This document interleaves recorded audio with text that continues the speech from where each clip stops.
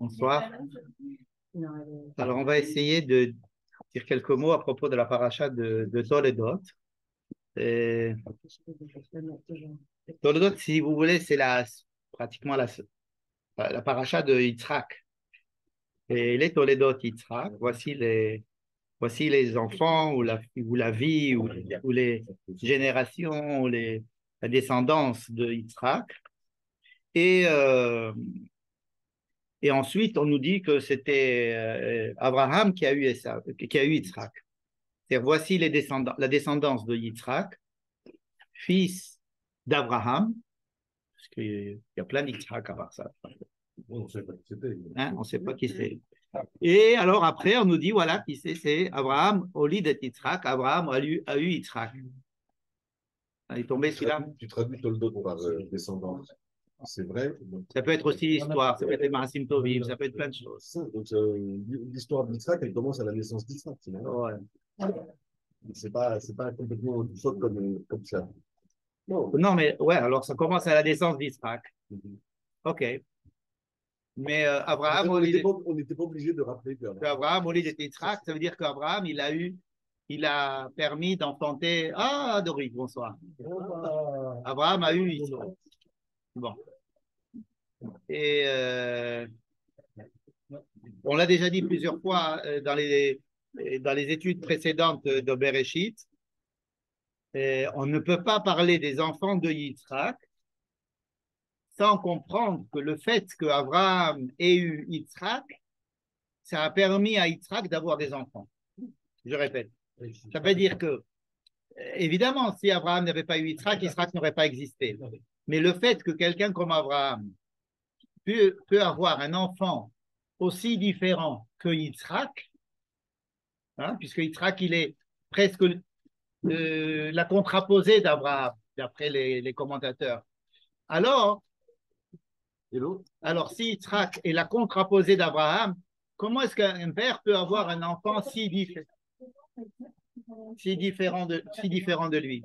Comment c'est possible qu'un monsieur, il ait un enfant qui soit si différent de lui, de façon ostentatoire, c'est-à-dire. Et en tous les cas, ce miracle qui a eu, que Abraham a pu avoir Yitzhak, ça lui a pris du temps, ça lui a pris 100 ans, mais quand il a pu avoir Yitzhak, alors ça permet, alors on peut comprendre que Yitzhak, lorsqu'il va avoir lui-même des enfants, ça va être aussi très bizarre. Ça veut dire que ça va être assez inattendu. Le fait que, avant de nous parler des enfants de Yitzhak ou de l'histoire de Yitzhak, il faut bien comprendre que ça veut, comme tu as dit, il est né. Ça veut dire que son histoire commence par le fait qu'il est pas simple, Yitzhak. Sa venue au monde a été un accouchement pas naturel, contre nature, puisque sa mère était stérile, etc., etc. Tout ce qu'on a vu jusqu'à présent. Et le fait que Abraham a réussi quand même à avoir Yitzhak, donc les enfants que va avoir Yitzhak, eux aussi vont être assez particuliers. Parce que, vous savez, juste avant ça, avant qu'on parle de les Toldot Yitzhak, dans la fin de la semaine dernière, la paracha de la semaine dernière, on dit les Toldot Ishmaël. Voici les descendants d'Ishmaël. Il n'y a aucun problème avec Ishmaël. Il a eu 12 enfants et c'est très facile. On a eu 12 enfants avec Ishmaël. On ne raconte pas toutes les complications parce que je ne pense pas qu'il y ait eu trop de complications avec Ishmaël. Ishmaël, c'était assez simple. Il a pris ce qu'était son père presque au début de son évolution spirituelle et il la continue et c'est tout. Mais alors que Yitzhak, c'est quelque chose de beaucoup plus complexe et beaucoup plus surnaturel. Et donc, le fait qu'Abraham il ait eu Yitzhak va faire que la descendance de Yitzhak va être elle aussi très complexe. D'accord? Donc, c'est une manière d'expliquer que Ele Toledot Yitzhak ben Abraham, voici la descendance de Yitzhak, fils d'Abraham, Abraham, Holy de Yitzhak. C'est grâce à Abraham qu'on va avoir des enfants bizarres d'Yitzhak. J'ajoute le mot bizarre parce que ça explique un petit peu ce que je voudrais dire. La descendance d'Yitzhak, elle va être aussi bizarre que Abraham a eu bizarrement Yitzhak. C'est pour ça qu'on est un peu bizarre. Alors on est un peuple bizarre. On est un peuple très bizarre. Très bizarre parce qu'on a été fabriqué de manière non naturelle et de façon qui sort de l'ordinaire, qui sort des lois de la nature. Bien. Donc, lorsque on va parler de Yaakov et de Esav dans la paracha, on ne peut pas comprendre ce qui va se passer avec Yaakov et Esav et la complexité. C'est une histoire très, très, très bizarre aussi, très complexe, mais on ne peut pas la comprendre tant qu'on n'a pas compris que la naissance d'Isaac lui-même, n'est-ce pas, qu'Abraham a réussi à avoir Isaac, n'est-ce pas? Voilà. Donc, c'est à mon avis une belle introduction de la paracha pour nous dire attendez-vous à des choses qui vont être très, encore une fois, bizarres. Et effectivement, dès le début, on apprend qu'il a deux enfants, mais cette fois-ci d'une même mère et du même porté, du même ventre. Pas grave. C'était stérile aussi. Yitzhak était stérile. Et c'est vrai, mais bon, une fois qu'ils ont eu des enfants, ils ont eu deux enfants. Et pourtant, ils n'ont pas fait ça, ils n'ont pas fait d'IVF. C'est sorti, ouais, parce qu'en général, quand on est bon, et deux enfants. Et donc, la Torah va nous parler de ces deux enfants déjà dans le ventre de leur mère. Et comment est-ce que cela va se développer. On va essayer d'en parler tout à l'heure. Et pourtant, je voudrais ouvrir une parenthèse pour parler d'un sujet auquel j'ai pensé aujourd'hui à la suite d'une réflexion du Mea Shiloach et d'un cours du Rav Tamir Granot et aussi du Beth Yaakov qui dit la chose suivante. Donc, je ne suis pas dans je sors du sujet, n'est-ce pas? Je sors du sujet. Et je cite un commentaire du Mea Shiloach sur notre paracha qui dit que Yitzhak était aveugle. Hein? Puisque Yitzhak est devenu aveugle. Yitzhak est devenu aveugle à cause le Midrash raconte qu'il y a eu les larmes des anges pendant qu'il a été ligaturé et que ces larmes ont la cataracte, la chute de ces larmes comme ça lui a fait une cataracte. Et il n'est jamais sorti d'Israël. Deux éléments factuels. Par contre, Moïse, on lui a demandé de voir Israël. Il avait ça veut dire qu'il avait une faculté, une capacité de voir extraordinaire. Et lui, il n'est jamais rentré en Israël. Hein? Alors que pour Yitzhak. Alors pourquoi est-ce que le Mea Shiloach a pensé à Moïse maintenant alors qu'on n'y est pas du tout? Pourquoi les comparer les deux?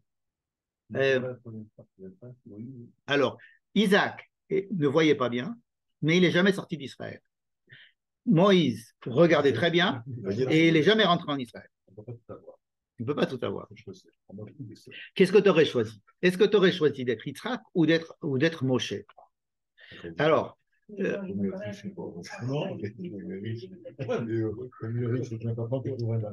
ils ont des points communs, mais le Mea Shiloach veut prendre ces deux trucs-là seulement. Hein? Il y a des points communs, il y a des points. Il s'est marié, l'autre, enfin bref, on peut en parler. Mais ce n'est pas pour faire une étude comparative entre Moïse et Yitzhak, c'est pour dire quelque chose d'assez profond.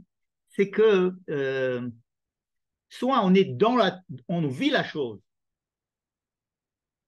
de dedans, soit on la voit de l'extérieur. Alors, quand on la voit de l'extérieur, on peut effectivement avoir beaucoup de réflexions à son sujet. On a des idées, n'est-ce pas? On peut faire des commentaires, on a des trucs. On la voit de l'extérieur, ou alors on est dans la chose, mais dans ce cas-là, on la vit, on ne la voit pas. C'est que la vision de l'extérieur, c'est une vision qui permet beaucoup de chokhma, beaucoup d'intelligence, beaucoup de réflexion, comme on a dit, beaucoup de prendre mais on ne vit pas la chose. On ne vit pas la chose. À mon avis, c'est très, très intéressant cette comparaison, parce que d'abord, elle ne touche pas simplement que Yitzhak et Moïse, elle touche en général une approche de la vie. Et quand on Imaginez par exemple qu'on étudie le fait de monter en Israël. Est-ce que ce serait une bonne chose, une mauvaise chose? Est-ce que c'est vraiment une mitzvah? Est-ce que c'est bien le moment, etc. On peut rester dans cette discussion éternellement sans rentrer en Israël. Puis il y a des gens qui viennent en Israël qui ne se posent pas la question et qui rentrent en Israël. Mais il y a des gens qui vivent une situation de l'intérieur. Alors, en quoi est-ce que Yitzhak vit des situations de l'intérieur et il ne les voit pas de l'extérieur? Par exemple, il aime beaucoup manger. N'est-ce pas? Il veut, c'est-à-dire il aime Esav parce que Esav lui donne à manger et il aime beaucoup manger. Pour faire une bracha, lui, il lui faut manger et il lui faut sentir. Il est très. Alors, vous allez me dire que les gens à qui il manque un sens, ils développent les autres sens. C'est vrai. Mais là, la Torah, elle aime beaucoup décrire le fait que Yitzhak aime manger et qu'il aime Esav parce qu'il lui donne à manger. C'est pour ça qu'il aime Esav. Yitzhak, il aime Esav, Kitsaïd Befiv.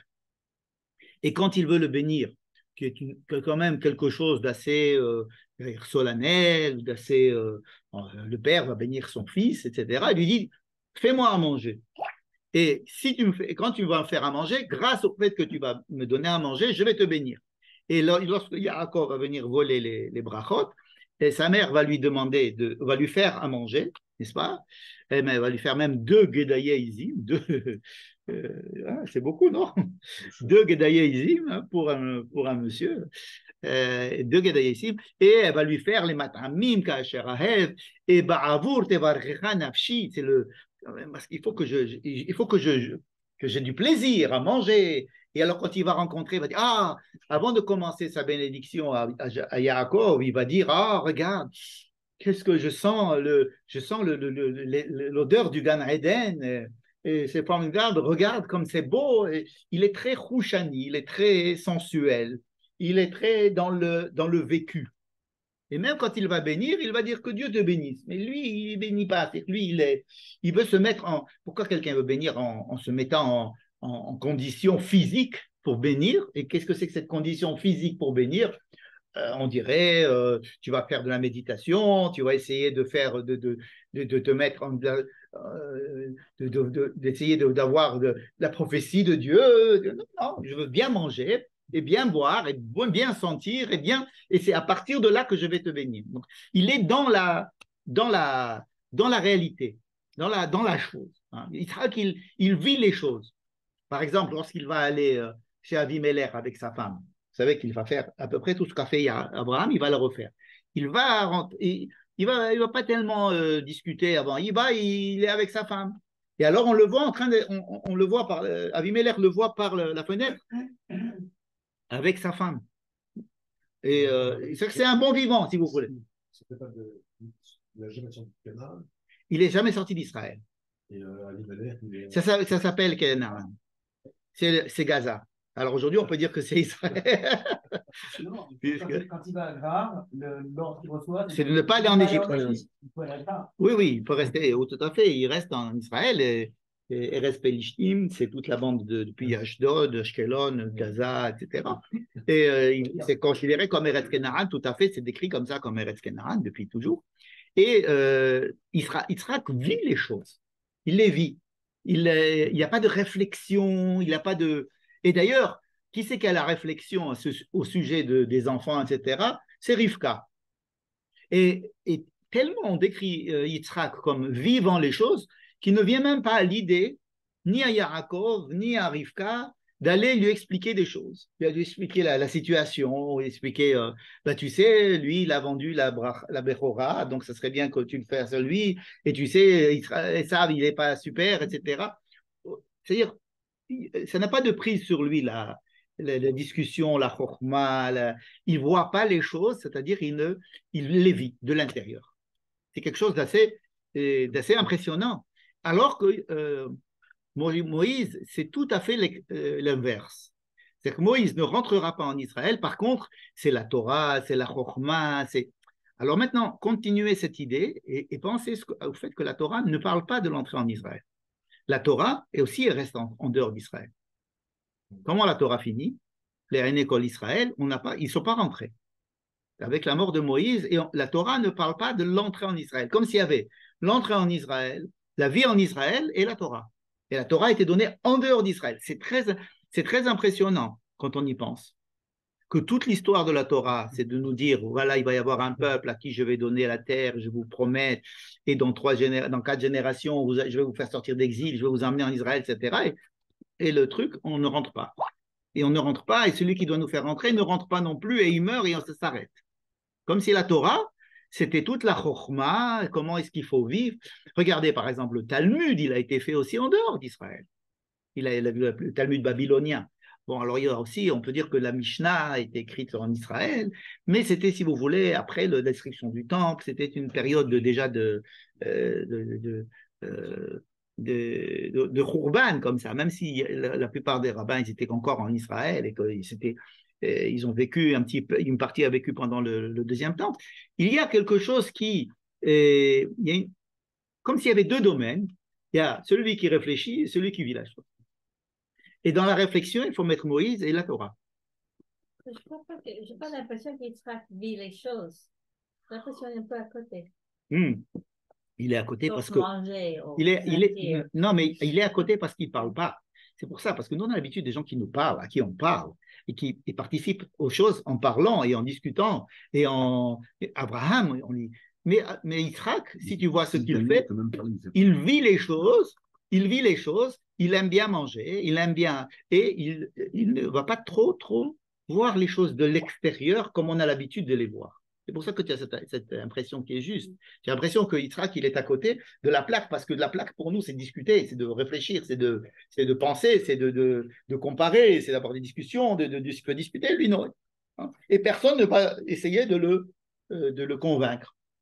Même lorsque Rivka va lui dire Katsti Behaya mipene benotret, va lui dire j'en peux plus des filles de Canaan et de ce Esav qui est avec mes belles filles quoi, qui sont de Canaan. Yitzhak ne contredit pas, il n'y a pas de simplement il agit comme lui-même aurait agi, parce que lui aussi il n'a pas aimé du tout il n'a pas du tout aimé l'histoire que Esav épouse des filles de Chet. Bien. Donc c'est une parenthèse que je voulais faire au début, qui est une réflexion en elle-même, qui a, à mon avis, qui peut nous amener à réfléchir, à continuer cette réflexion et essayer de voir les implications. Alors tout à l'heure, je te disais, tu disais en plaisantant, alors lequel il faut choisir. C'est vraiment, il y a une question, il y a souvent cette question de savoir est-ce que tu choisis d'être dans l'action ou tu essayes d'être dans la réflexion et que tu veux voir les choses de...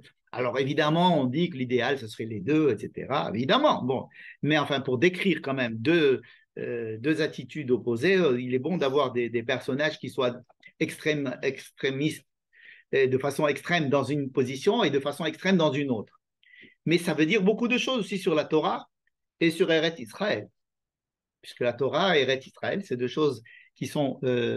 Alors la Torah, c'est pour Eretz Israël, on le voit. C'est comme si la Torah regardait Eretz Israël de l'extérieur, on nous donne les lois qu'ils vont faire en Israël, on va tout faire pour y aller, on va parler de toutes les préparations et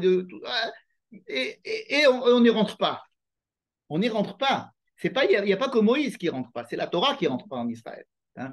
Et ça veut dire quelque chose sur la Torah elle-même, n'est-ce pas? Ça ne baisse pas son niveau ni rien du tout, mais c'est pour montrer qu'il y a quelque chose, nous qui vivons en Israël, on doit peut-être essayer de comprendre la vie en Israël et de façon différente de la manière dont on l'a vu quand on était à l'extérieur, puisqu'on était à l'extérieur ou qu'on est venu. Et quand on était à l'extérieur, on était avec la Torah qui nous disait il faut aller en Israël. Ou bien Manitou qui nous disait il y avait Manitou ou la Torah, il faut choisir. Non, enfin Manitou, en lisant la Torah, il nous expliquait qu'il fallait venir en Israël, par exemple. On pouvait le trouver tout seul. Enfin, je prends Manitou comme ça, comme un. Il y a une manière différente de vivre Israël, c'est d'être en Israël. C'est d'être en Israël, de vivre en Israël. Et alors on se dit, mais c'est pas possible d'être en Israël sans la Torah. Alors c'est vrai qu'on attend qu'il y ait une symbiose entre les deux. Mais il y a quelque chose d'antinomique entre voir les choses de l'extérieur et ne pas y rentrer et y vivre dedans et ne rien voir. Et les vivre sans voir cette vision de l'extérieur. Donc voilà, j'ouvre des lignes de pensée Et je referme la parenthèse. D'accord? Bon. Mais ça nous a permis un tout petit peu de toucher le problème des bénédictions de Yaakov, de Yitzhak à Yaakov. Alors, d'abord, pour commencer, quels sont les sujets de la paracha? Il y a pas mal de sujets. Ce n'est qu'à la fin de la paracha que Yaakov va se déguiser en Esav et qui va mentir à son père et qui va voler la beracha de Yitzhak. Et juste après ça, Yitzhak va l'appeler, va le rebénir une deuxième fois et va le renvoyer chez Laban, n'est-ce pas? Et quand il va être la semaine prochaine en route pour chez Laban, il va recevoir encore une troisième bénédiction. Yaakov, il est béni 3 fois en fait. Il est béni la première fois lorsque il vole la bénédiction qu'aurait dû recevoir Esav de la part de son père. Il a une deuxième bénédiction qui est celle de son père Yitzhak, mais cette fois-ci en toute connaissance de cause, en tant que Yaakov, et une troisième bénédiction qu'il va recevoir de la part de Dieu cette fois-ci, lorsqu'il aura quitté ses parents et qu'il ne sera pas encore arrivé chez Lavan. Il sera en route. D'accord? Donc on va essayer d'étudier pourquoi 3 bénédictions et qu'est-ce que ça veut dire, les 3 bénédictions. Il sera qu'il l'a su après que c'était pas. Bien sûr, bien sûr.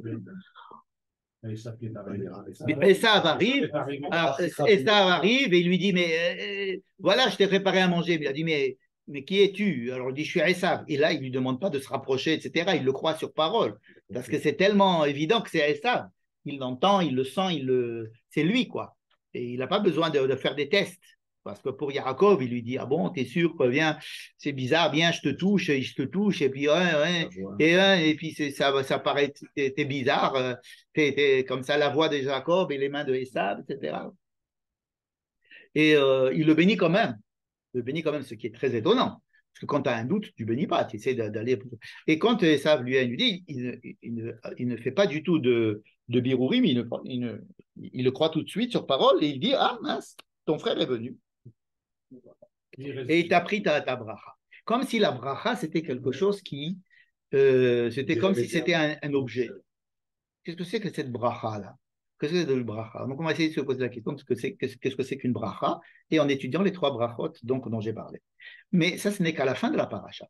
Au début de la paracha, on parle de ces deux frères jumeaux, et Rivka sait des choses, parce que Rivka les porte en son ventre, et Dieu lui dit des choses. Je ne sais pas qui c'est Dieu, comment il lui dit, mais c'est écrit que Dieu lui explique qu'il y a 2 entités. Ce ne sont pas des frères qui vont s'aimer, ils vont se disputer. Il y a un grand, il y a un petit. On va bien voir qu'il y a un grand et un petit, bien qu'ils soient jumeaux, et que le petit va être, c'est le petit qui est important, c'est lui qui va dominer le grand. Hein? Donc elle sait qu'il y a déjà cette... on ne raconte pas qu'elle le raconte à son mari du tout, peut-être qu'elle le garde pour elle. Ensuite, il y a cette histoire-là on va nous décrire comment est-ce qu'ils grandissent. Yaakov, il va être quelqu'un d'assez renfermé dans son coin. Il est à l'intérieur de la tente. Et peut-être il étudie, il réfléchit, il va parler avec Abraham, son grand-père, il va peut-être étudier avec son père, il va peut-être chez Shem, l'arrière-arrière-grand-père, ou Ever, on ne sait pas. En tous les cas, c'est un Barou Yeshiva, disons, Chalak. Et alors que Esav, il est décrit de façon opposée, comme étant quelqu'un avec plein de cheveux, avec plein de poils, et qu'il aime aller, il est un petit peu, on dirait aujourd'hui, hyperactif. Il sort, il va, et il ne reste pas assis à l'école. Bien qu'il ait reçu la même éducation de la part de son père et de son grand-père, hein, qui sait qu'il ne voudrait pas avoir un père comme Yitzhak et un grand-père comme Abraham. Ils sont pas nés après la mort. Non. Non. D'après les rabbins, d'après les calculs des rabbins, les rabbins ont fait des calculs de la Torah, c'est que c'est pas écrit noir sur blanc que le jour où ils ont vendu que le plat de lentilles était fait le jour où il était mort Abraham. Non. Si. Non, ça, je sais. Donc, ils étaient disons, vivants, ils ont connu Abraham. Maintenant, donc on les décrit comme ça décalés, bien différents. Ensuite, on nous dit que Yitzhak aimait Esav et que Rivka aimait Yaakov. On ne nous dit pas pourquoi Rivka aimait Yaakov, mais on nous dit pourquoi Yitzhak aimait Esav. On vient de le dire, parce qu'il est, c'est lui qui lui a amené le hamburger. Et donc, c'était Bolt, Esav, il lui a amené la bouffe. Et par contre, Rivka Ohevet et Yaakov, on ne sait pas pourquoi. Alors, on suppose que c'est parce qu'elle sait des choses que Yitzhak ne sait pas, puisque son Dieu lui a dit que le jeune, il sera plus important que il va dominer le grand. Donc, elle avait une information à propos du petit, qui est Yaakov, et peut-être pour ça, elle avait un regard plus porté sur Yaakov. Bien. Ensuite, qu'est-ce qui se passe? Il y a la vente du droit d'aînesse. Donc, il faut savoir ce que ça veut dire aussi le droit d'aînesse, ce qu'on appelle la Bechora. Donc, on a déjà un problème de savoir ce que c'est que la Beracha. Hein? Maintenant, il faut savoir aussi ce que c'est que la Bechora. Bechora, c'est les mêmes lettres, mais agencées différemment. Bechora, vous connaissez tous l'histoire de Esav qui arrive, qui a faim, et et Yaakov prépare à manger. C'est marrant parce qu'il est toujours autour du manger, dans cette paracha, tout se passe de le manger. Et il lui dit, donne-moi ça. Il lui dit, d'accord, il lui donne. Il lui dit, je voudrais t'acheter le droit d'aînesse, le fait d'être Bechor. Et Esav lui vend le droit d'aînesse. Et ensuite, Esav mange et ensuite il s'en va après avoir bien mangé. Et il est écrit que Esav, Esav a dédaigné cette histoire de la Bechora. Non? Donc ça, c'est une histoire, il faudra qu'on comprenne ce qui se passe là. Ensuite, il y a une longue histoire avec Avimelech. Vous avez vu, à chaque fois qu'on parle des enfants, c'est très bizarre. Dès qu'on parle des enfants, paf, on nous sort une histoire avec Avimelech. Comme si c'était obligatoire d'aller sans arrêt avec Avimelech. Et donc, il y a une histoire avec Avimelech. Il y a aussi, il se passe avec, il y a aussi une histoire de puits. Ils ont les Philistins ont bouché les puits, quoi. Ils ont changé d'avis depuis, ils creusent des puits maintenant, mais à l'époque, ils ont bouché tous les puits qu'avait ouvert Abraham, et donc ils ont tout bouché, et Yitzhak est allé réouvrir les puits d'Afka que les Philistins avaient bouchés, n'est-ce pas? Et il leur a donné les mêmes noms que son père Abraham, et il y a des disputes entre Avimelech, les Philistins, et Yitzhak. On nous parle un petit peu de cette histoire-là de Avimelech chez Yitzhak. Il a eu il a fait 3 puits, etc. Et ensuite, on a cette histoire de la vente de Yitzhak qui voudrait bénir. Donc on a, si vous voulez, à peu près comme ça la paracha qui est depuis la naissance de Yaakov et de Esav jusqu'au renvoi de Yaakov à la fin parce qu'il a peur de Esav. Esav veut le tuer et Yaakov se sauve. Donc ce qui s'est passé au début, c'est à savoir que cette animosité qu'il y avait dans le ventre de Rivka entre Esav et Yaakov et Esav va se poursuivre tout au long de la paracha jusqu'à la fin et puis Yaakov va partir et ce sera la semaine prochaine, on verra quand il va. Bien. Donc on a le problème de la Beracha, on a le problème de la Bechora, et on a le problème de la Bechira. Alors le mot Bechira n'est pas écrit dans la paracha, mais on comprend bien qu'il est question de savoir qui on va choisir, parce que à chaque fois qu'il y a 2 enfants, on choisit un au détriment de l'autre.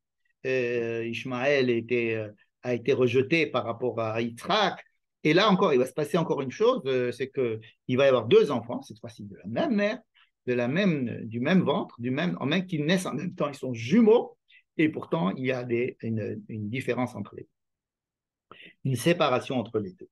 Et un va être choisi, hein, Bechira, Asher Bachartanu, Asher Bacharta, dans le Kiddush, dans la prière, on dit que Dieu nous a choisis, Baha, d'accord?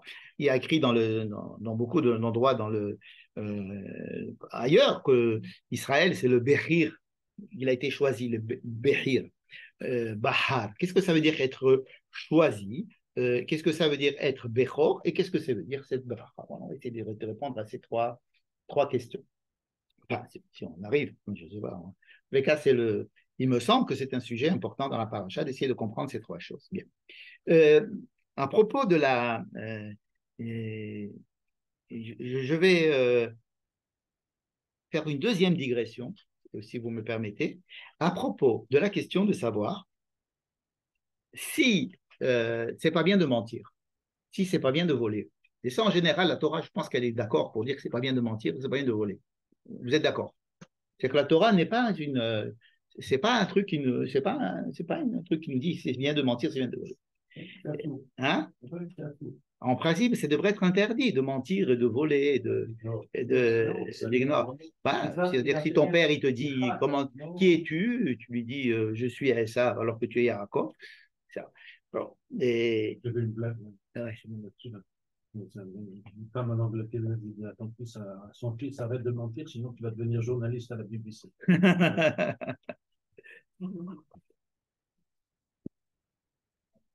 Il y a, ça va parler un petit peu de ce sujet, ce que je voudrais dire en digression, c'est que nous nous retrouvons face à un père, Yaakov, qui paraît être l'obécédère, qui ment, qui vole, qui ment à son père. Une maman, Rivka. Pourquoi il vole? Ben, il a volé la bracha à son frère. C'est-à-dire que si, quand le frère vient et dit, donne-moi une bracha, il dit non, je l'ai donné déjà à ton frère, ça veut dire qu'il n'y en avait qu'une seule, quoi. Dans ce sens, je dis qu'il l'a volé parce que. Mais il a vendu avant. Non, il a vendu la Bechora. Alors là, il faut bien faire la différence. La Bechora, d'ailleurs, quand Esav va se plaindre à Yitzhak, il va se dire Et Bechorati lakar, veine lakar et birchati. Donc il y avait deux choses dont il se plaint. Un, il m'a déjà pris ma Bechora et là il me prend ma Beracha. Donc il considère ça comme deux choses. Donc, je reprends. Si notre père qui est maintenant aux cieux, a menti et a volé la chose la plus importante qui est la bénédiction qu'il va recevoir de son père, soit c'est bien, soit c'est pas bien. Mais si c'est pas bien, pourquoi tu me le racontes dans la Torah? Ça veut dire, est-ce que la Torah veut me dire qu'il faut faire comme ça, ou bien cache-le, ne le dis pas.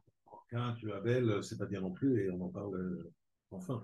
C'est vrai, mais quand Caïn a tué Abel, la Torah a dit à Caïn que c'était pas bien, et Dieu a puni, si tu veux, Caïn en exil. Or là, nous avons une femme que nous avons mis du temps à choisir la semaine dernière, qui est Rivka, qui est censée être la perle de l'Orient. Je ne sais pas, moi, c'est la plus belle et la plus vertueuse, qui vient et qui fomente un complot contre son fils et contre son père, et contre son mari, pardon, en prenant son fils tout naïf et en le montant complètement contre son père et contre son autre fils, en faisant une mise en scène qui tient pas debout, parce qu'elle savait très bien qu'en lui changeant le toucher de ses mains, elle n'a pas essayé de lui changer non plus la voix. Elle lui a pas mis une application qui change la voix. Elle n'a pas pensé que celui qui ne le voit pas, il se repose d'abord sur la voix avant de se reposer sur ce qu'il touche. Mais Jacob n'a pas d'opposition, parce que quand Rico lui propose ça, il lui dit pas je veux pas mentir à mon père. Il lui dit ça marchera pas. Ça marchera pas. Exactement. Donc il est avec elle. Il est Meshatef Peoula. L'initiative quand même. L'initiative vient de la mère. Lui n'a pas il ne pense pas que c'est une mauvaise chose. Et la Torah nous le raconte.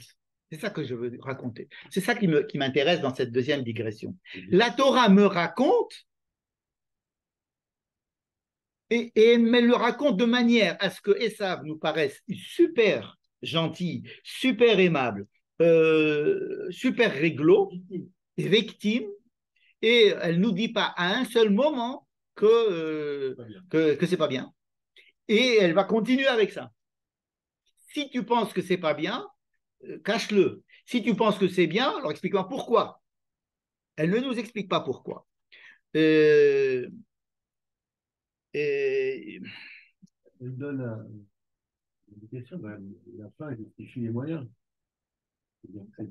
Ça aussi, c'est pas très très bien vu dans la Torah que la fin justifie les moyens.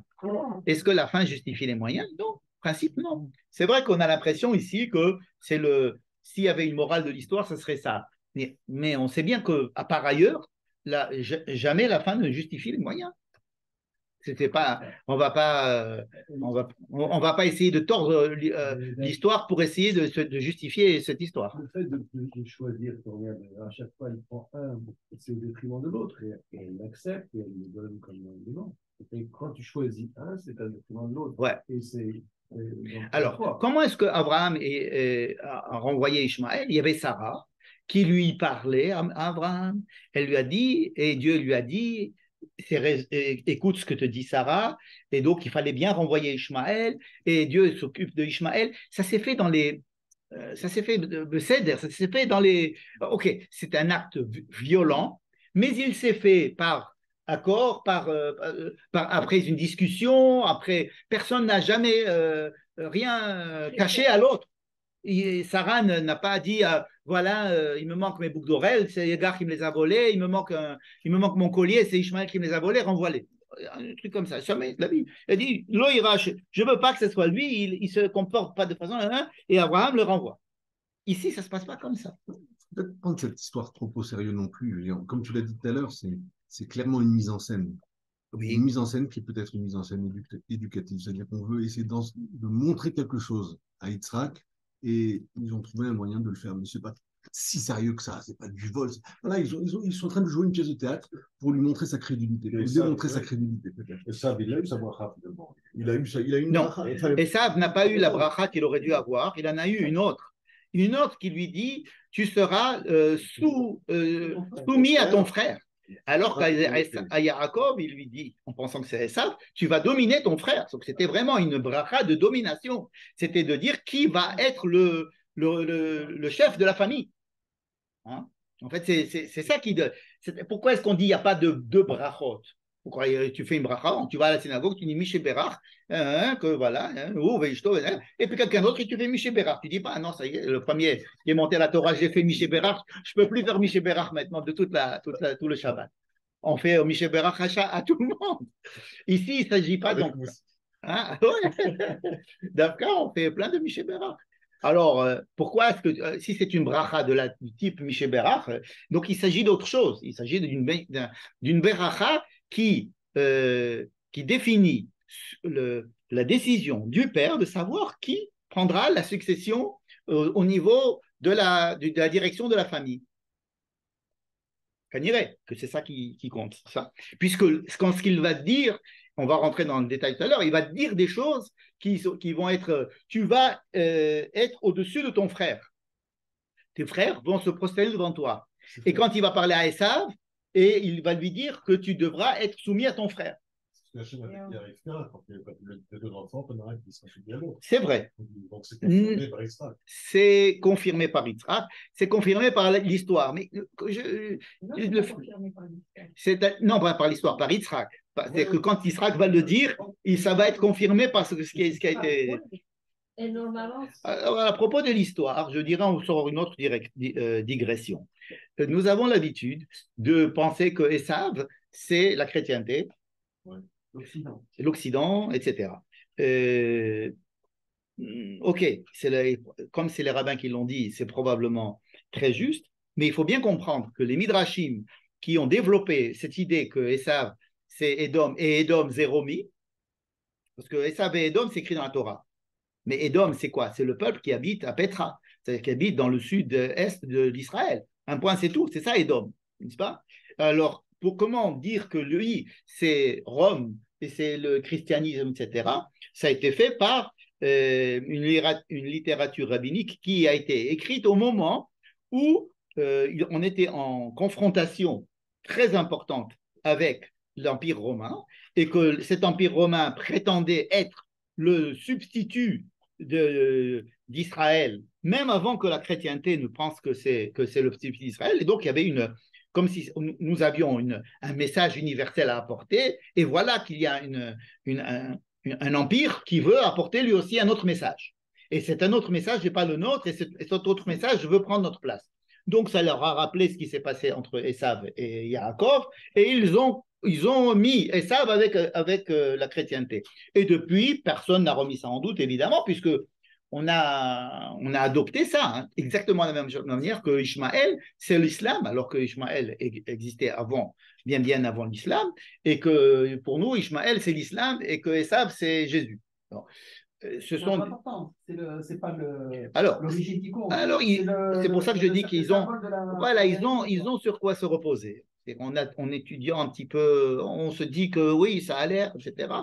Mais quand on lit le pshat, et puis c'est ce qu'on essaie de faire dans cette année et les années précédentes, c'est de lire le pshat, de lire l'écriture sans les midrashim, sans avoir trop d'influence des midrashim, pour essayer de voir ce que le texte dit. Probablement que Esav et Yaakov, ils ont fait les deux la bar mitzvah ensemble, et qu'ils ont lu la même paracha, ils ont peut-être partagé la paracha. C'est pour ça qu'il y a Toledot, les deux.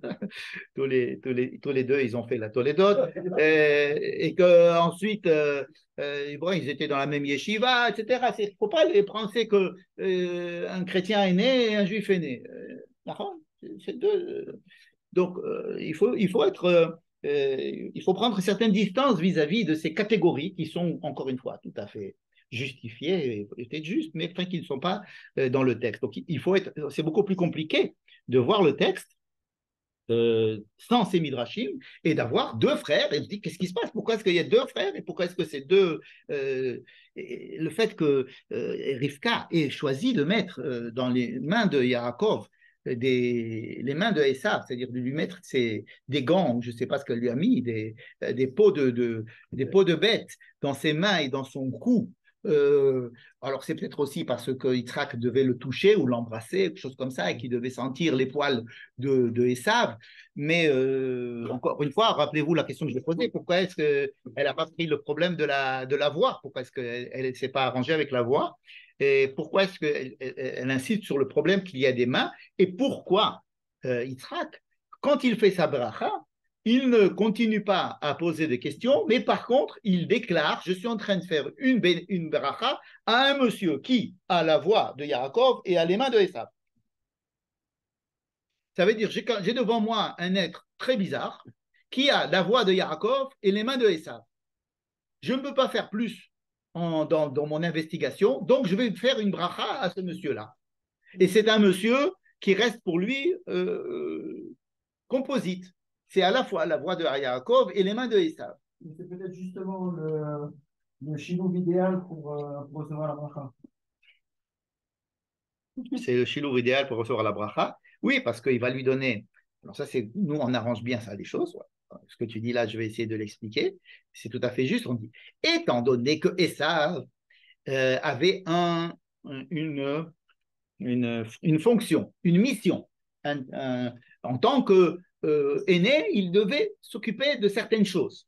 Et le deuxième enfant devait s'occuper d'autres choses. Hein, le premier, c'est celui qui devait subvenir aux besoins, apporter à manger et prendre la responsabilité de la famille. Le deuxième, il pouvait commencer à réfléchir et à apporter une spiritualité à cet état de fait. Et ça dit, moi, je ne veux pas remplir ma fonction. Donc, Yaakov prend sur lui d'être à la fois Yaakov et ça, parce que comme il prend le pied de son frère, il dit, si toi, tu n'es pas toi, moi, je ne peux pas être moi. C'est ça qui lui prend son pied, il lui prend son talon. Il lui dit, toi, si tu n'es pas toi, moi, je ne suis pas moi. Je dépends de toi. Toi, tu dois être toi pour que moi, je sois moi. C'est ce que Yaakov, en naissant, il attrape le pied de son frère.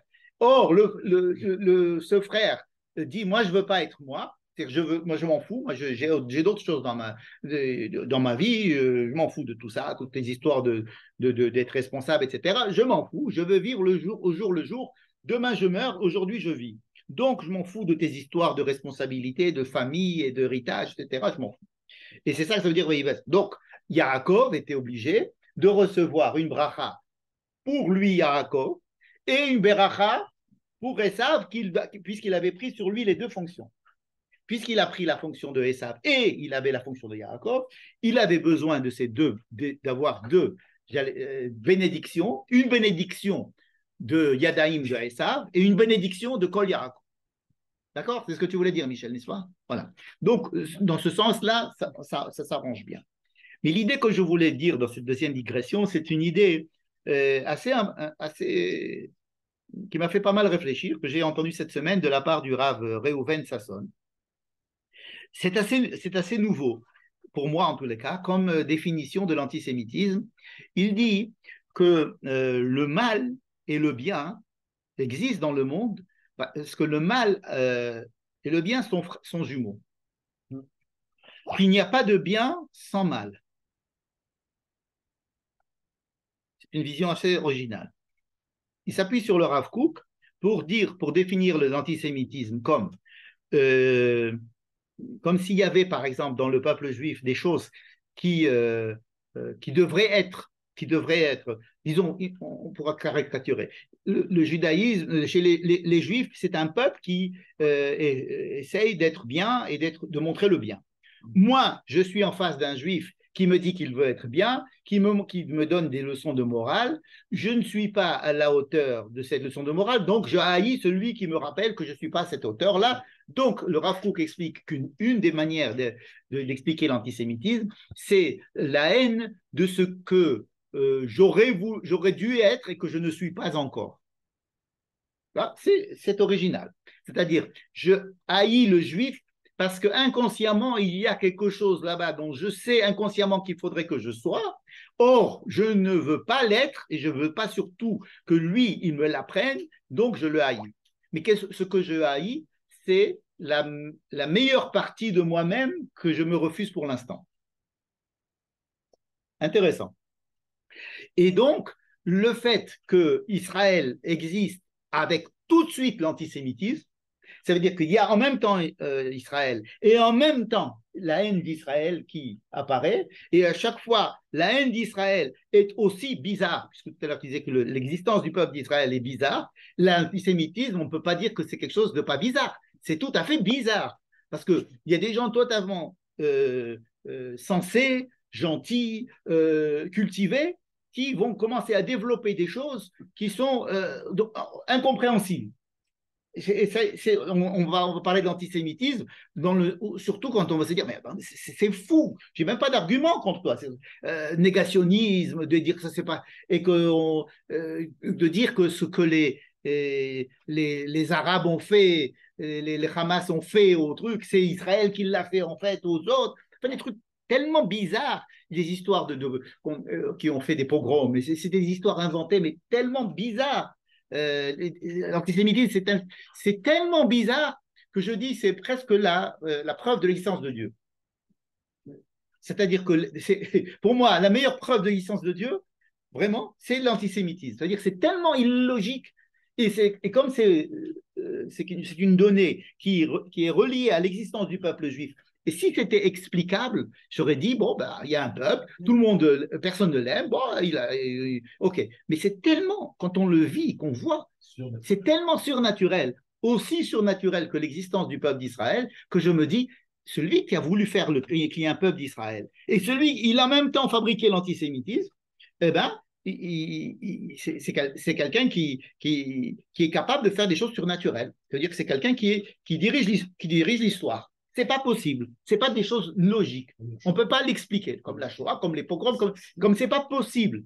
Donc, le Rav Reuven Sasson nous dit que le fait de faire rentrer dans un même ventre deux personnages qui sont censés être deux frères, donc les frères, ils vont être obligés d'être en bise-bise parce qu'ils sont là, même ne serait-ce qu'à l'enterrement de leurs parents, quoi, ils sont là, quoi.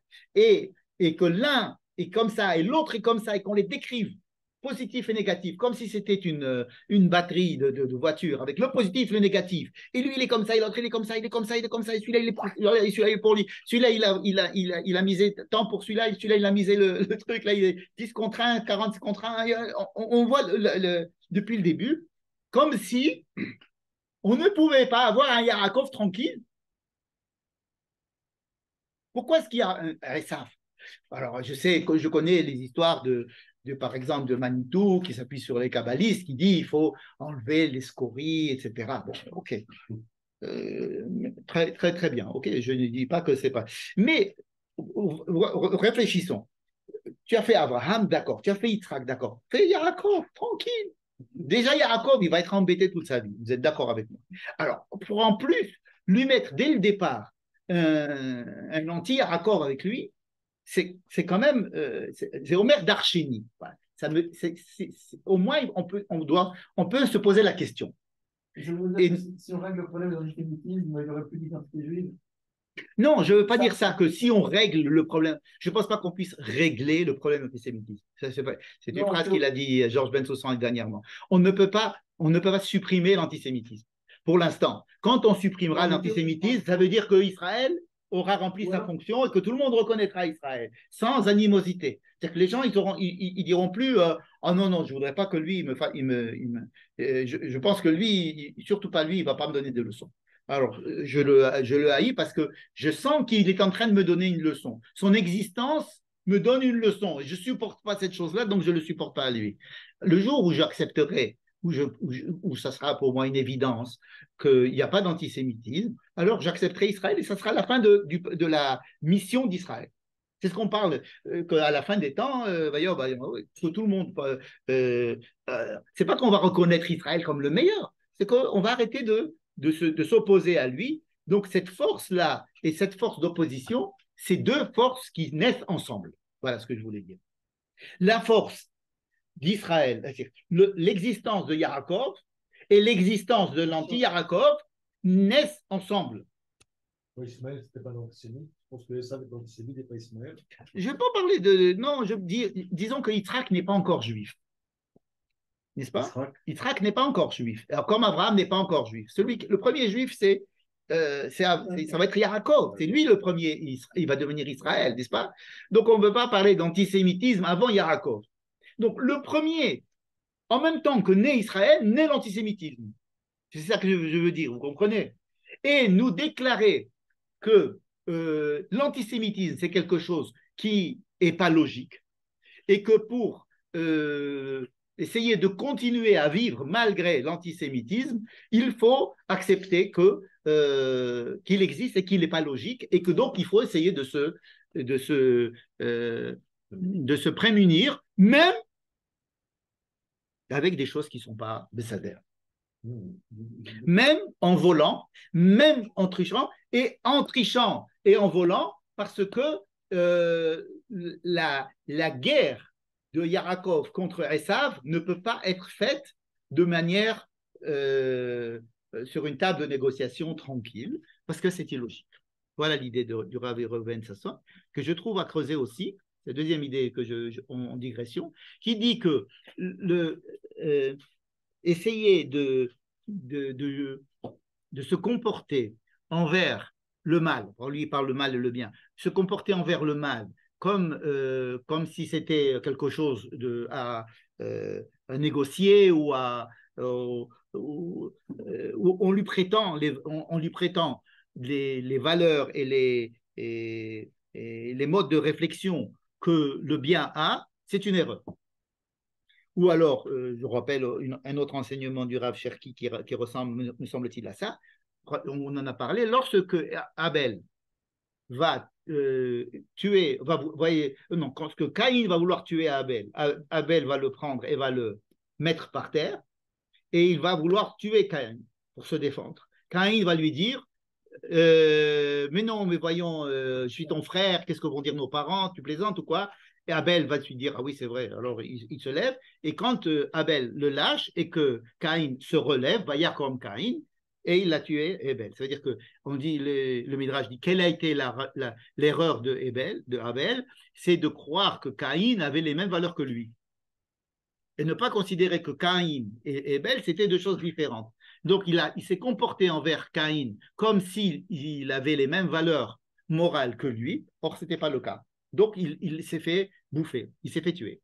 Et donc, ici, le fait que Yaakov commence sa vie du père d'Israël par un mensonge, par un vol, par une fourberie, par le fait que sa mère était à l'origine de cette fourberie, alors que cette mère-là, encore une fois, rappelez-vous que c'est une mère qui est censée être très, très chesed et la plus gentille du monde et qui donne à boire Et comment est-ce qu'elle est capable de faire ce genre de choses? Ça veut dire qu'il y a un renversement dans notre perception de Rivka. la Rivka de cette semaine n'est pas la même Rivka que la semaine dernière. C'est pas possible. Tu ne peux pas me dire que la fille qui est donnée à boire à des chevaux, à des chameaux et qui a fait tellement de bien, et c'est pour ça qu'on est allé la chercher au bout du monde, et elle revient et elle est formidable, cette femme, eh bien, c'est elle qui va justement, et on sait qu'elle aime beaucoup son mari, que son mari l'aime. Elles n'ont jamais parlé d'amour tellement qu'entre Rivka et Yitzhak,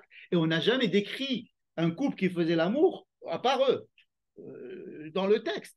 Donc, ils étaient en symbiose. T'es en symbiose et tu lui mets un. Et tu fais. Alors là, on peut utiliser le parce que c'était obligé de faire sortir. De faire sortir Yaakov de manière illogique, pas selon les règles, parce que sinon il se faisait bouffer. Sinon, il se faisait bouffer par Esav. Voilà. Pourquoi il va se faire bouffer par Esav? Parce que selon ce qui a l'air, ce qu'on raconte dans les journaux, ben c'est Esav. C'est Esav qui a raison. C'est-à-dire que la Torah nous raconte le journal et nous dit, voilà, vous voyez, Esav, il est super sympa et c'est lui qui a raison. C'est comme si vous n'êtes pas juif, vous n'êtes pas israélien, vous êtes en dehors d'Israël en ce moment, vous lisez les journaux. Et vous allez dire, mais ces juifs-là, ils sont en train de massacrer des Palestiniens, ils font des trucs en plus. Et donc, vous allez dire, selon le journal, il faut. Et pourquoi? Parce que vous allez être abreuvé par ce qui est écrit dans le journal. C'est quoi le journal? C'est ce que les gens ils veulent croire. Et c'est la description de Esav dans le texte. C'est-à-dire que si tu ne vas pas aller en te disant, mais attends, mais c'est pas vrai, mais attends, mais tu as beau crier, mais attendez, mais c'est pas vrai, mais c'est le contraire. Mais nos enfants, ils sont très gentils, ils sont là-bas, ils font tout pour essayer de donner. Tu peux continuer à parler, ça ne marchera pas. Tu es obligé de faire un truc qui soit violent, d'aller jusqu'au bout avec des mains de Esav et de prendre les mains de Esav et de faire certaines fois pour simplement survivre.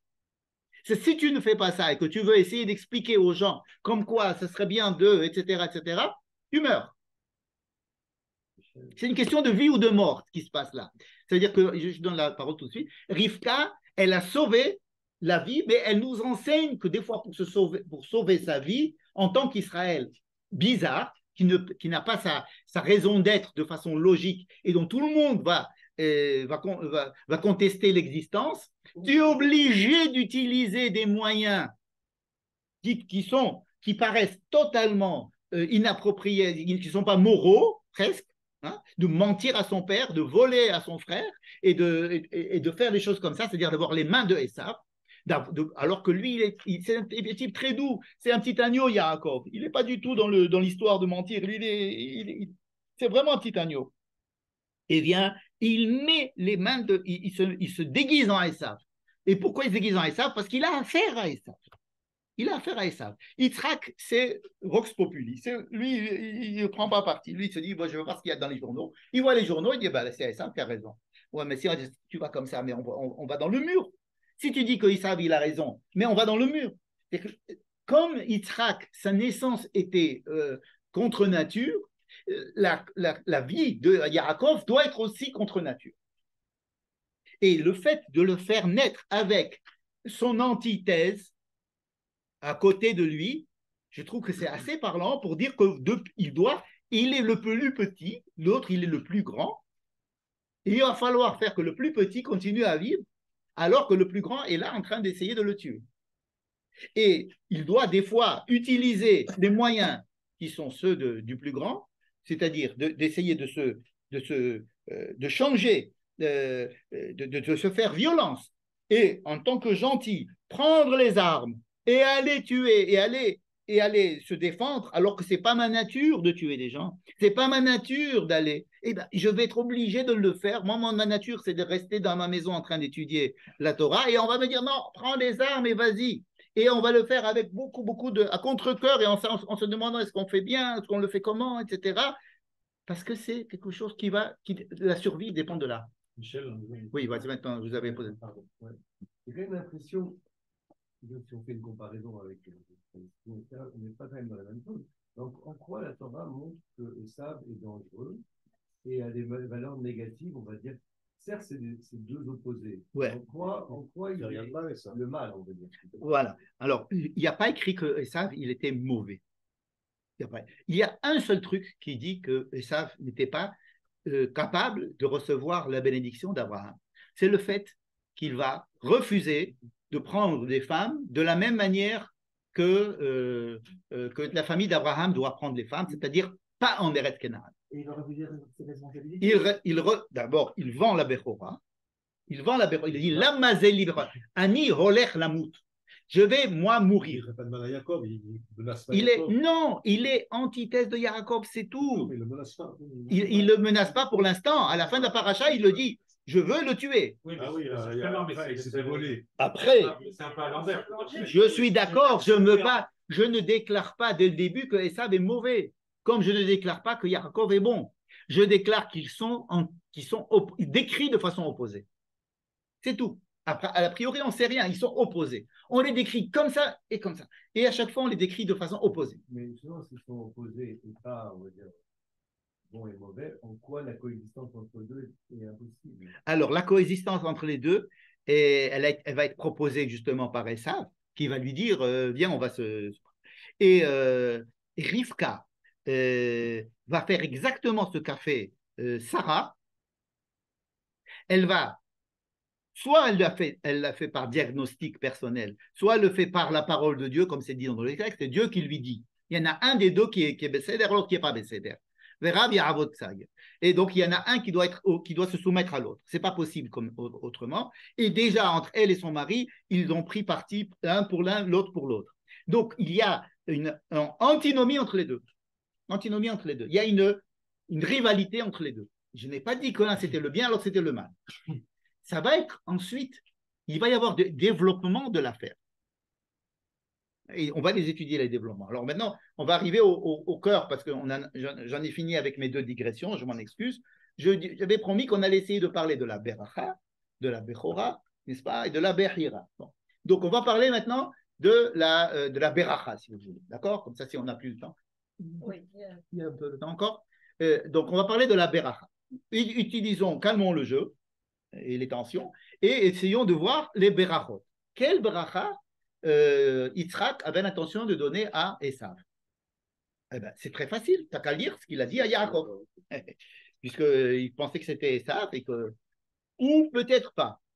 La vérité, peut-être parce qu'on a dit, il sentait qu'il y avait un anguille sous roche. Bon, alors, il lui dit, il faut que je retrouve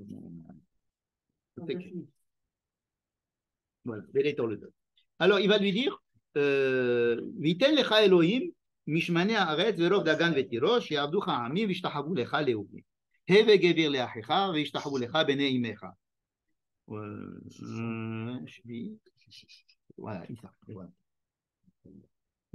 וייתן לך אלוהים מטל השמיים ומשמני הארץ ורוח דגן ותירוש יעבדוך עמי וישתחוו לך לאומים הווה גבי לאחיך וישתחוו לך בני אמך אורך ארור ומברכך ברוך. Voilà ce qu'il lui dit. Il lui dit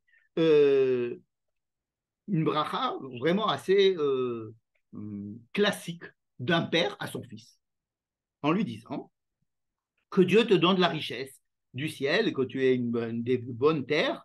Mital Hashamaim, ça veut dire qu'il y ait beaucoup de pluie et que tu aies que ta terre soit prospère. Quelle terre? On n'a pas dit. Ta terre là où tu iras. Verov Dagan Vetirosh, que tu aies des céréales et que tu aies du vin. Ya'avducha Amim ve'ishtachavu lecha leumim, que tu diriges le monde pratiquement, que les peuples te servent, n'est-ce pas? Et Heve Gevir Lachicha, et tu seras le chef par rapport à ton frère. D'accord? Et les fils de ta mère vont se prosterner devant toi. Comme s'il y en avait beaucoup, en fait, là, il n'y en avait qu'un seul. Ça, on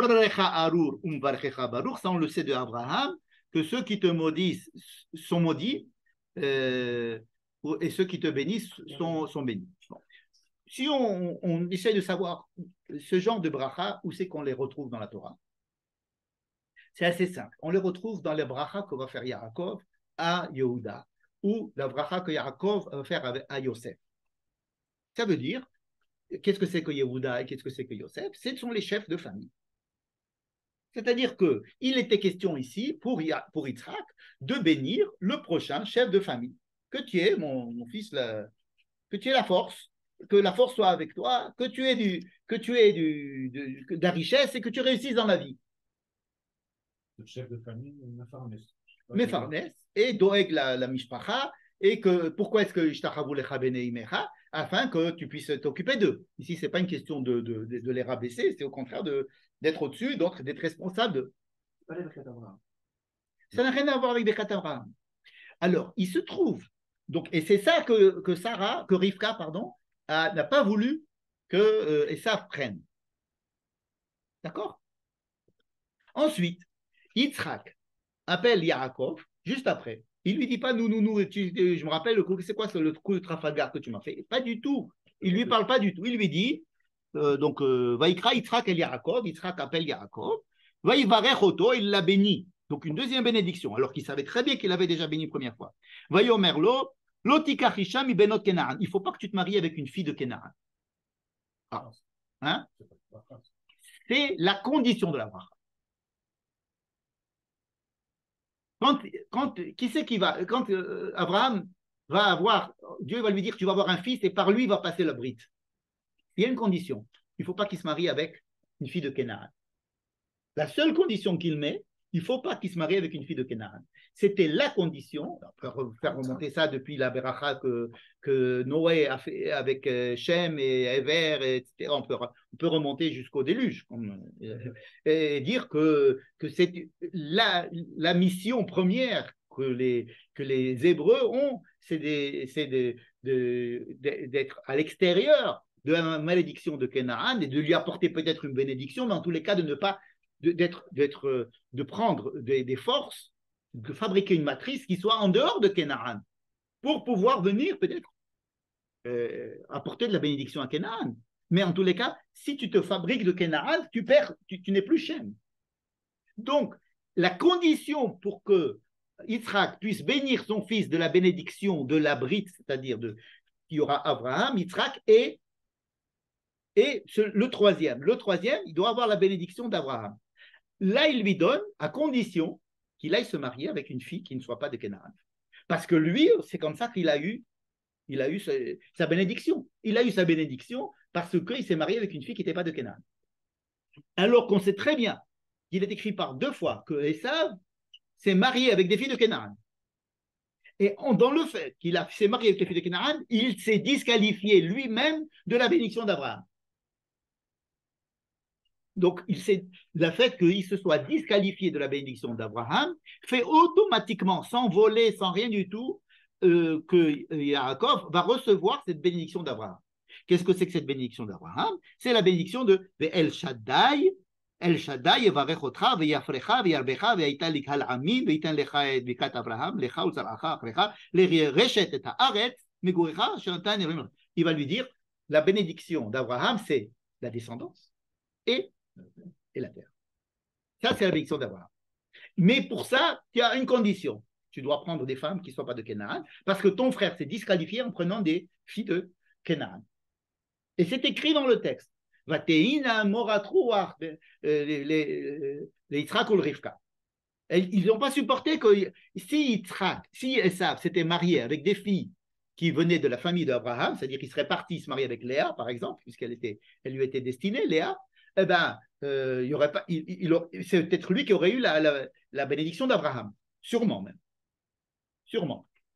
Le fait que Esav ait refusé de se marier avec des filles, puisque c'est comme ça dans la famille, hein. C'est pas un midrash qui le dit, c'est comme ça dans la famille. Ton père, il s'est marié avec une fille de la famille d'Abraham, et c'est comme ça qu'il a eu la suite et l'alliance, et la terre, et la descendance, et l'alliance, et tout ça. Eh bien, il le sait, c'est la seule histoire qu'on peut raconter dans la famille le soir au coin du feu. Hein. Il n'y a pas de télé, il n'y a rien, il n'y a que ça à raconter. Que ta maman était la fille, il connaît sa mère, il la voit, il lui dit c'est qui tes parents, il dit ben voilà, il lui montre les photos de Haran avec Lavan et Bethuel, d'accord, c'est ça l'album de famille. Donc il le sait, le fait qu'il aille vraiment sciemment aller prendre des femmes de Benechet, c'est-à-dire des femmes de Kenaan, ça l'a disqualifié. Alors dans ce cas-là, de quoi il était question dans la première bracha? Puisque voilà la bracha, il va la voir, la bracha d'Abraham. Il a la bracha d'Abraham. Et c'est quelque chose que Yitzhak lui donne de façon automatique. Parce que l'autre s'est disqualifié. De quoi avait peur Rivka? Pardon? Qui n'est pas la première bénédiction. Qui n'est pas la première bénédiction. Qui est simplement une bénédiction de moyens. C'est avoir les moyens de remplir sa fonction. C'est tout. Mais ce n'est pas la bénédiction d'Abraham. La bénédiction d'Abraham, Yitzhak lui donne consciemment, de façon tranquille, parce que Esav s'est disqualifié en se mariant avec une fille de Kénan, avec les filles de Kénan. Il aurait donné à Yaakov, dans tous les cas, à condition qu'il aille prendre une femme, évidemment. Si Yaakov aussi prend une femme de Kénan, il ne l'aura pas. Si ça avec une femme correcte, ah oui, il est très possible. Donner la bracha à Yaakov quand même? Non, à Esav. Si Esav était parti chez son oncle Lévan et lui avait demandé de se marier avec Léa, eh ben, il serait marié avec Léa et il aurait eu la bracha d'Abraham. Il n'y avait aucune raison qu'il n'ait pas la bracha d'Abraham. Alors qu'est-ce qu'il a eu comme bracha finalement, Esav? Il n'en a eu aucune. Il en a pas eu. Il a eu une bracha qui est en fait le contraire d'un négatif de bracha. Ton frère sera ton chef. Merci. Alors il va lui donner une petite bracha comme ça, mais c'est pour ça qu'il est très énervé. Parce qu'il s'énerve de quoi? Il s'énerve de lui-même. Parce que lui-même a repoussé la Bechora. Mais il se rend compte que la Bechora, c'est-à-dire la responsabilité d'être le chef de la famille et d'être en responsabilité vis-à-vis de toute la famille, pas de la Birkat Abraham, une famille normale, avec les moyens de donner à manger aux autres. Et là, ce n'est pas lui qui fait à manger. Comment est-ce qu'un chasseur vient demander à un type qui reste dans la yeshiva de lui donner à manger? Et lui donner à manger souvent. Hein? Yaakov Nathan le Esav. Il n'y a pas écrit Vaïten Yaakov le Esav. Yaakov Nathan le Esav. C'est-à-dire qu'il avait l'habitude de le donner à manger. Ça veut dire que Esav, c'est un type qui va chasser, il va manger, lui, et puis il va profiter des autres. Il n'a pas le souci de la mishpacha, il n'a pas le souci. Il dit un nourri oler lamout. On sait très bien ce que ça veut dire aujourd'hui. Quelqu'un qui dit, de toute façon, moi je vais mourir, je veux profiter de la vie à 100%. Je ne vois pas l'intérêt d'essayer de faire des plans sur la comète et de planter un arbre pour que mes petits-enfants après prennent des fruits de cet arbre. Je m'en fous. Moi, je veux ce que je veux, c'est maintenant manger un fruit. Je ne vais pas planter un arbre. Tandis que Yaakov, il a ce souci-là. Donc, il a dit, je ne veux pas la Bechora. Qu'est-ce que c'est que la Bechora? C'est-à-dire d'être responsable, de prendre la responsabilité de la famille. Et donc, quelqu'un qui a la responsabilité de la famille reçoit automatiquement les moyens de remplir cette fonction. Étant donné qu'il a décliné cette chose-là, et parce que le texte nous l'a dit, qu'il a vendu sa Bechora, après il va se dire, mince, le fait que je n'ai pas la Bechora, ça veut dire que je vais avoir moins de chance dans la vie, etc. Il a regretté peut-être. Il a regretté. Lorsque on va lui dire, tu sais, tu n'as pas non plus la bracha de Abraham. Pourquoi? Parce que tu t'es marié avec des filles de Kénaran. Ah, ben alors tu sais quoi? Je vais me marier avec une fille de Ishmaël. C'est bien joué. Parce qu'il ne va pas chercher des filles de là où il devrait aller, c'est-à-dire dans la matrice qui se trouve à Haran. Il va se dire, mais Ishmaël, il n'est pas de Kénaran, puisqu'il est fils de. Oui, mais sa mère est mitzrite. Donc il va aller selon le père. Il va dire, oui, mais son père, c'est Abraham. Mais il ne se rend pas compte qu'il faut se marier avec une matrice qui vient des Hébreux qui sont de Haran. C'est la matrice qui compte. C'est Milka qui a eu Bethuel, qui a ensuite Rivka. Il faut aller et lui, il va pas aller, il va pas se dire, mais attends, mais la mère de comment il s'appelle, d'Ishmaël, elle est mitzrite. Et qu'elle est aussi, la fille, Mitzraïm, c'est aussi Ham. Il va jouer aussi sur ça. Et sur ça aussi, il va perdre. Il ne fait pas ça parce qu'il a conscience que c'est bien. Il fait ça pour ne pas faire de la peine à ses parents, pour leur faire plaisir, disons. Alors voilà, voyons, le faire plaisir, donner à manger à son père, ça a l'air très sympathique. Mais ça n'est que Nekudati, ça n'est pas un élan de souci, de responsabilité. Il aime les trucs Nekudati, c'est un vraiment très sympathique. C'est-à-dire avec lui, on veut aller jouer au foot et prendre une bière et après prendre un steak. Ça serait très sympathique. Mais ce n'est pas quelqu'un qui va prendre la responsabilité de quelque chose, d'une mission, de quelque chose comme ça, non. Il veut profiter des choses. Il te dit, moi, je vis en Canaan, je me marie avec une Canaan. Bon, pourquoi tu dis Épicurien. Oui. Mais pourquoi tu dis qu'il a regretté? Il semble qu'il ait regretté parce que Vayar Esav, qui raot notre Canaan Be'ene Aviv, Vayeler, Vaikar Isha, et Basmat Bat Ishmael, Achot Nevayot, Lo Le Isha. Donc il a fait un geste pour te dire, comment est-ce que moi je vais montrer que je ne vais pas me marier avec une fille de Canaan en me mariant avec une fille de Ishmaël. Mais non, ce n'est pas ça justement qu'on demande. C'est qu'on demande une fille de Lavan, une fille de Bethuel, là-bas. Ce n'est pas une fille de Ishmaël. D'accord? C'est-à-dire qu'il veut jouer sur les deux tableaux. À la fois, il se dit, moi, je ne veux pas la Bechora. Mais il aurait bien aimé avoir un petit peu plus de fric dans son compte. D'un autre côté, il te dit, moi, je ne suis pas capable, moi, je ne veux pas me marier avec des filles là-bas, c'est même votre histoire des Hébreux et des machins, je m'en fous. Moi, je me marie avec une jolie fille du coin qui sort avec moi en boîte, etc. Et puis, je m'en fous du reste. Je ne veux pas, moi, votre histoire. OK, alors dans ce cas-là, tu sors du jeu. Tu sors du jeu. Ah mince, je suis sorti du jeu. Ah, il faut savoir ce que tu veux. Il faut savoir ce que tu veux, mon fils. Donc, il regrette. Maintenant, pourquoi est-ce que c'est la beracha? Qu'est-ce que c'est cette beracha de Abraham? Pour en finir, la beracha que je viens de lire, que Yitzhak a donné à Yaakov, en sachant que c'est Yaakov, il lui donne la beracha de Abraham. C'est la beracha que Abraham reçoit à la Brit Mila. Comment on le sait? Parce qu'il n'utilise pas le mot Elohim qu'il y avait dans la première beracha, il utilise le mot Shaddai. Et Shaddai, c'est le nom avec lequel Dieu bénit Abraham le moment où il fait la Brit Mila. Et c'est quoi cette histoire de Brit Mila? C'est d'aller faire des gosses avec Sarah et d'avoir une descendance et avoir exactement les mêmes termes qu'il y a ici, il y a là-bas. Donc c'est à propos du fait que tu vas aller te marier avec des femmes qui viennent de là-bas que je te donne cette bracha. Donc ça, c'est bien en correspondance avec la Brit Mila. C'est une histoire de Brit, c'est une histoire de descendance, c'est une histoire de savoir avec qui tu vas te marier. Et là, ta femme qui ne s'appellera pas Sarah, elle s'appellera Sarah, et c'est par elle que va passer la Brit, etc. C'est qui est donné ici. Il lui manque une chose à Yaakov. Qu'on lui fasse une bracha avec le nom de Yud Ke Vav Ke. Première bracha, c'était le nom de Elohim. C'est quoi Elohim? C'est ce que j'ai appelé tout à l'heure les moyens matériels, naturels, de pouvoir remplir sa fonction en tant que chef de famille. D'accord? Elohim, c'est le Dieu de la nature, avec les forces de la nature. Et donc, c'est Elohim, il est tout à fait prêt à aider les gens qui veulent réussir dans la vie. Yud Ke Vav Ke, il ne lui a pas donné le bracha de Yud Ke Vav Ke. Il lui a donné le bracha de Shaddai, qui était de la Brit Mila. Yud Ke Vav Ke, qui c'est qui va lui donner? Dieu directement, parce que personne d'autre ne peut donner la bracha de Dieu, de Yud Ke Vav Ke. De lui dire, moi je te donne la bracha de la terre, mais ce n'est pas la petite terre de Canaan, je te donne la terre qui va du Nil à l'Euphrate. Ça veut dire que c'est une vision beaucoup plus large que la vision restreinte de la Brit Mila. La Brit Mila, c'est une promesse de la terre de Canaan uniquement,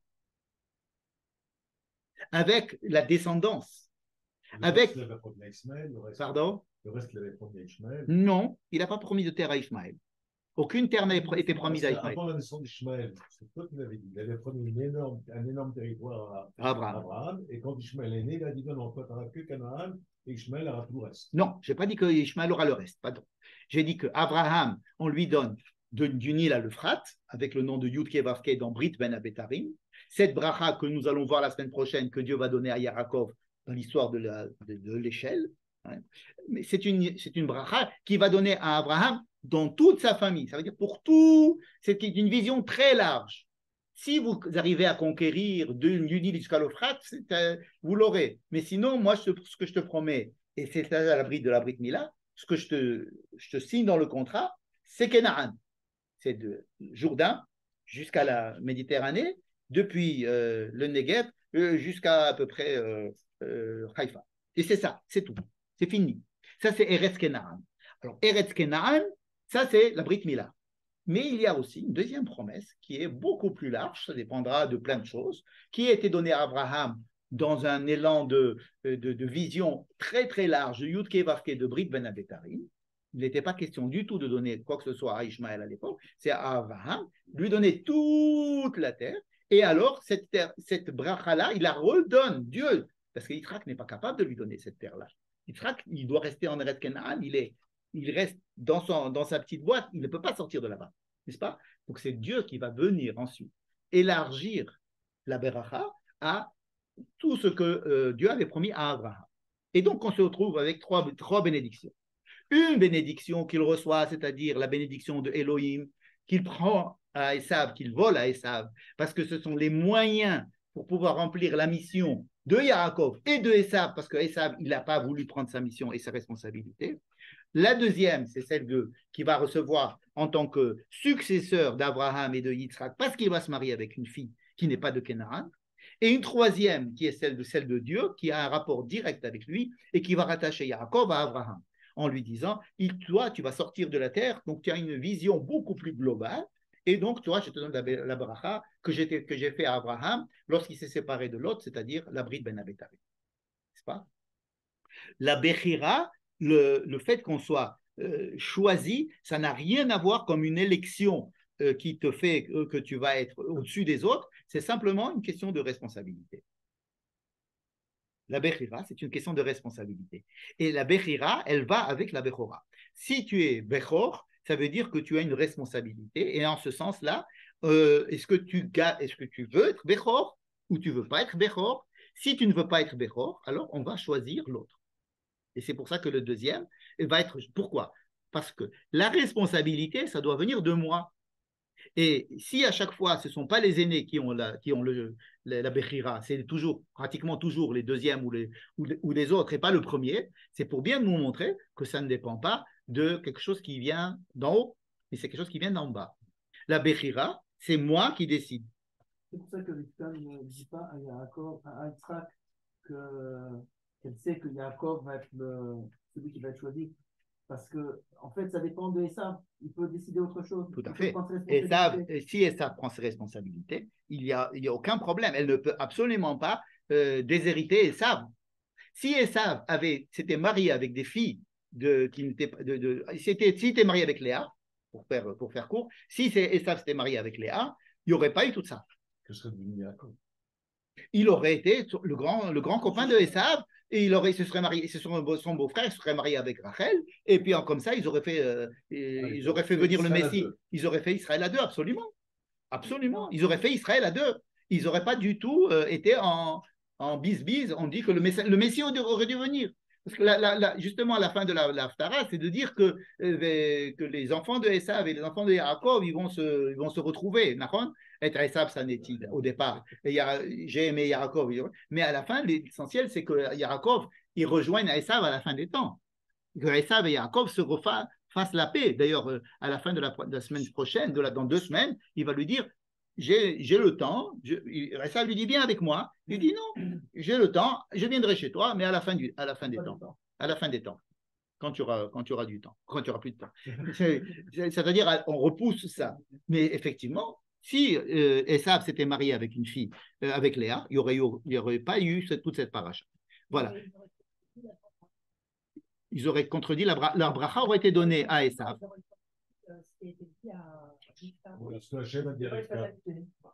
Ça veut dire que ce que Dieu avait dit à Rivka, c'est quoi? Qu'est-ce que c'est que Dieu? Alors là, on peut se poser la question. Ça veut dire quoi que Rivka est allée demander à Dieu? Elle est allée demander à Dieu qu'est-ce qui se passe dans mon ventre, et Dieu lui a dit, et elle le garde pour elle, elle nous le dit à nous, lecteurs de la Torah, mais elle le dit à personne d'autre. C'est une prophétie qui n'a de valeur que si elle se réalise.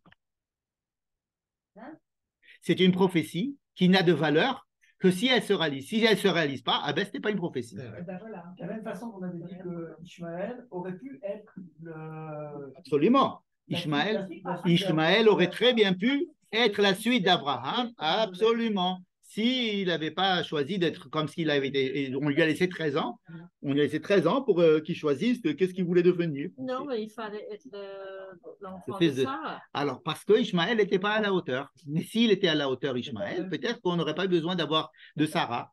Que le fils de Hagar aurait pu, s'il avait été à la hauteur Ishmaël, peut-être qu'on aurait pu, on ne peut pas refaire le monde, hein, on ne peut pas refaire l'histoire. Hein. Mais je crois que c'est ça, c'est que Sarah n'a pas compris, qu'il fallait que ça soit d'elle depuis le début. À la fin, on était obligé de passer par, on a obligé Abraham de passer par Sarah parce que Ishmaël, ça n'a pas marché.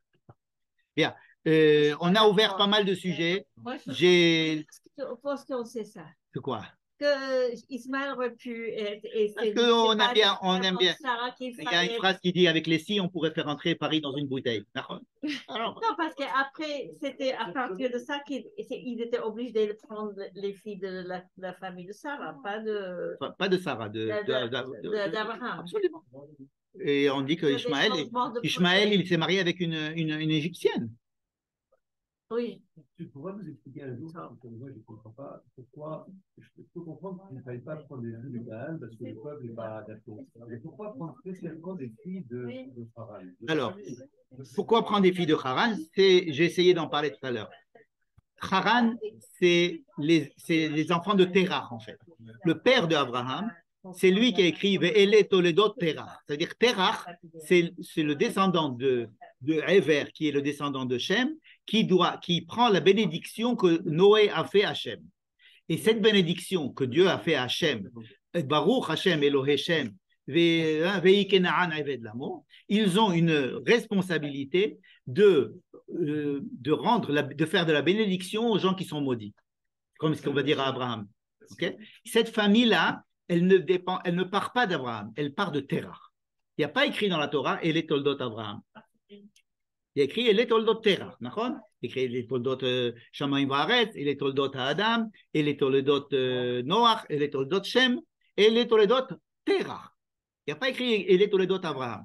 Pourquoi? Parce que c'est de Terach. On est très mésalzélim de Terach. On pense que Terach, c'était un marchand de trucs, etc. Donc, pour nous, c'est un rachat, etc. Mais pas du tout. La Torah ne considère pas du tout Terach comme un mécréant. La Torah, le pshat, dans tous les cas, il le considère comme quelqu'un qui va continuer la mission que le peuple, que les descendants de Shem et de Ever doivent avoir vis-à-vis de Canaan. Et c'est pour ça qu'il veut venir en Eretz Canaan. Bon, il y a eu un problème Terach, c'est qu'il s'est coincé à Haran. Il a fait je ne sais pas ce qu'il a eu là-bas, il a fait des bonnes affaires, il est resté là-bas. Comme ce qui peut arriver à des Juifs qui vont aller en Israël et puis ils s'arrêtent en route et ils font des affaires et ils restent là-bas. Mais son intention était bonne. Et le fait, et sa femme et ses enfants et ses petits-enfants, etc., tout ça, ça fait partie de la matrice de Shem et de Ever. Vous comprenez? Et Abraham, ce n'est qu'un descendant de la famille de Terach. En tant qu'homme, lui, il était le meilleur que ses deux frères. Mais en tant que femme, toutes les femmes là-bas, c'est eux qui avaient la matrice des Hébreux. Mais Abraham n'avait pas forcément conscience de ça exactement. On va lui demander. Il ne demande pas à son évêque d'aller dans la famille. Il dit farouche. Que ce soit chez Padan Aram, absolument, chez Laban. C'est-à-dire qu'aller prendre une famille de Terach, c'est extrêmement important parce qu'on se rattache au but même de la femme des Hébreux qui sont là pour essayer de venir à savoir la bénédiction que Noé a fait à Hachem. C'est jusque là que ça s'en va. Ça remonte à là. Vous comprenez? Canaan, il faut bien comprendre que Canaan, c'est le peuple qui a été maudit et qu'il faut bénir. Il faut être responsable de lui. Mais on ne peut pas être responsable de lui en se nourrissant de lui. La matrice doit venir d'ailleurs, de celui qui a été béni par Noé. Hachem, et c'est de cette bénédiction-là que l'on peut ensuite fabriquer l'identité qui va essayer d'apporter la bracha à Canaan. D'accord? Maintenant, au bout de 3 générations, c'est fini. On peut se marier avec les filles de Canaan, il n'y a pas de problème. Mais fabriquer la matrice, la zéhout, c'est obligé de ne pas prendre des filles de Canaan. Yehuda va prendre une fille de Canaan sans problème. Probablement tous les autres fils aussi. Il n'y aura pas de problème. Mais il fallait que la matrice du départ, elle doit être faite à partir de la famille de Terach. Mais Hagar n'était pas de la famille de Terach. Alors depuis le début, c'est ça d'elle Sarah. C'est vrai. Ouais, il faut que j'accepte parce que moi je suis d'accord. que tu acceptes. Bien, passez une bonne soirée. Merci. On entend des bonnes nouvelles.